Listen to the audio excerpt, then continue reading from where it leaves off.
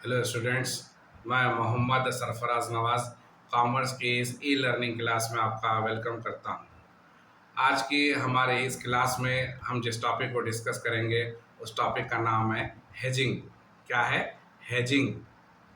Hedging में हम जानेंगे कि ये कहाँ पर यूज़ होता है और फाइनेंशियल मार्केट में इसका क्या पोजीशन होता है। एज ए कॉमर्स स्टूडेंट आपको हेजिंग के बारे में पता होना चाहिए।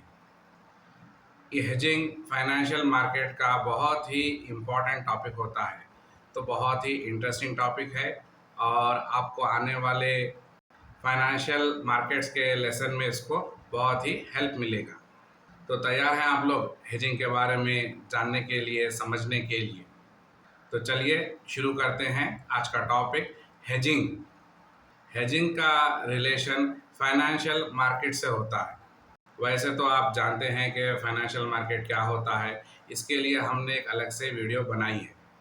फाइनेंशियल मार्केट क्या होती है और फाइनेंशियल इंस्ट्रूमेंट्स किस तरह काम करते हैं, उसके लिए हमने अलग से सेपरेट वीडियोस बनाए हैं। और हेजिंग को अच्छी तरीके से समझने के लिए आपको पहले उन क्लासेस को अटेंड करना होगा, उन वीडियोस को देखना होगा।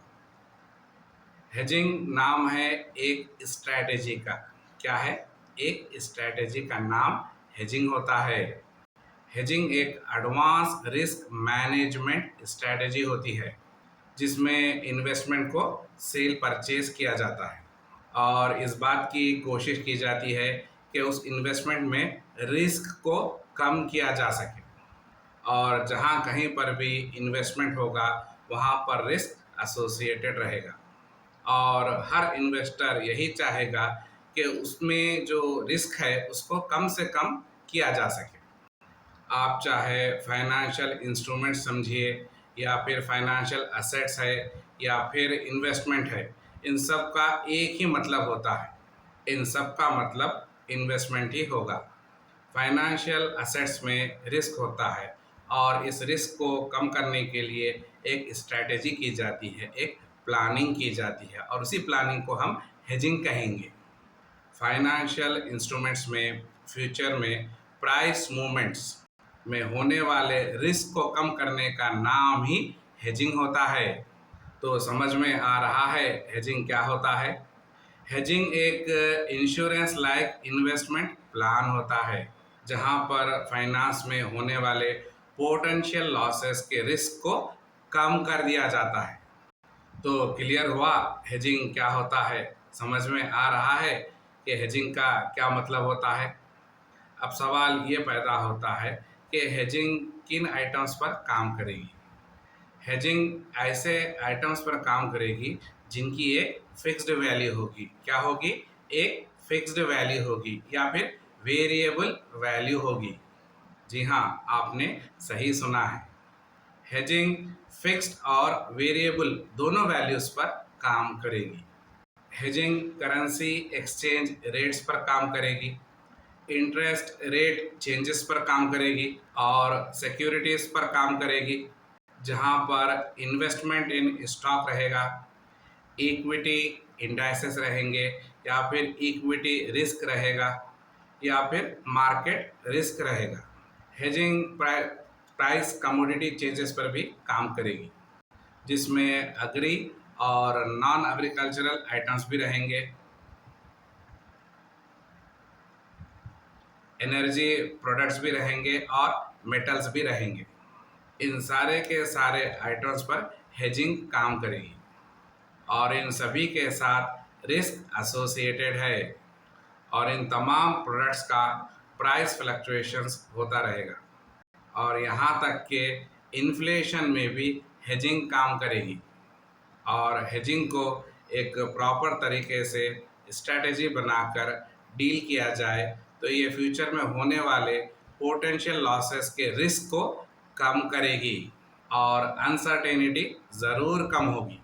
और अगर हम इंडिया के बाहर दूसरे कंट्रीज़ की अगर बात करेंगे तो वहाँ पर हर चीज़ पर हेजिंग होती है। यहाँ तक कि वेदर जिसको हम मानसून कहते हैं उस पर भी हेजिंग होती है। और अगर हम वेदर पर बात करेंगे, मानसून पर बात करेंगे तो इसका डायरेक्ट एसोसिएशन फार्मर से होगा। और एक फार्मर किसान क्या करता है, मानसून के बेसिस पर ही अपना सब कुछ लगा देता है, अपने खेत में बीज डालता है, खाद डालता है। और अगर सही वक्त पर बरसात ना हो तो क्या होगा, उसको तो सारा का सारा नुकसान उठाना पड़ेगा, लॉस हो जाएगा, उसकी फसल बर्बाद हो जाएगी और उसको कंप्लीट लॉस हो जाएगा। और अगर उसको इस लॉस से बचने के लिए उसके पास कोई एक ऐसा प्रोडक्ट है जो स्टॉक एक्सचेंज में ट्रेडिंग कर रहा है, तो वो उसको बाई करके, खरीद करके अपने रिस्क को कम कर सकता है, यानी कि वो अपने लॉस को मिनिमाइज करने की कोशिश कर सकता है।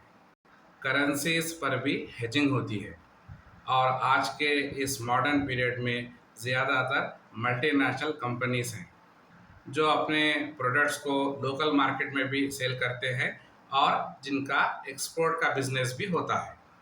और जहाँ पर एक्सपोर्ट का बिजनेस होगा वहाँ पर फॉरेन करेंसी आएगी और फॉरेन करेंसीज का रेट फ्लक्चुएट होता रहेगा, कभी कम होगा, कभी ज़्यादा होगा। तो इसकी वजह से कंपनी को कभी प्रॉफिट भी हो सकता है और कभी लॉस भी हो सकता है। तो कंपनी उस लॉस को बचने के लिए क्या करेगी, कंपनी उस लॉस से बचने के लिए हेजिंग करेगी, अपने रिस्क को कम करेगी। फ्यूचर में होने वाले लॉसेस के रिस्क को कम करने का नाम ही हेजिंग होता है। हेजिंग प्रॉफिट को सिक्योर करने के लिए यूज़ किया जाता है। हेजिंग लिक्विडिटी को बढ़ाता है। यहाँ पर लिक्विडिटी कैसे बढ़ेगी, इन्वेस्टर्स जो होते हैं वो कई सारे वैरायटी ऑफ असेट्स में इन्वेस्ट करते हैं। इससे क्या होगा, इससे लिक्विडिटी बढ़ेगी और हेजिंग करने से इन्वेस्टर का टाइम भी सेव होता है, क्योंकि एक इन्वेस्टर को डेली अपने पोर्टफोलियो को मॉनिटर करने की ज़रूरत नहीं पड़ती और ना ही मार्केट कंडीशंस को देखना पड़ता है। प्रोडक्ट चाहे जो कोई भी हो, वेदर हो या कमोडिटी प्राइस चेंजेस हो या फिर इंटरेस्ट रेट चेंजेस हो या फिर इन्फ्लेशन हो या करेंसी एक्सचेंज रेट चेंजेस हो, चाहे प्रोडक्ट जो कोई भी हो, हेजिंग करने से इन्वेस्टर को सेफ प्रोटेक्शन मिलता है, क्योंकि इन्वेस्टर हेजिंग करके फ्यूचर रिस्क को कम कर लेता है। और हेजिंग की सबसे बड़ी बात ये होती है कि हेजिंग करने से फाइनेंशियल मार्केट में सबसे ज़्यादा लिक्विडिटी बढ़ती है। तो क्लियर हुआ कि हेजिंग क्या होता है और मैं उम्मीद करता हूँ कि आपको आज की ये हेजिंग की क्लास समझ में आई होगी। तो हमारी इस क्लास को यहीं पर रोकते हैं और मिलते हैं अपने नेक्स्ट वीडियो में। तब तक के लिए अपना ख्याल रखिए और अपडेट होते रहिए। Thank you.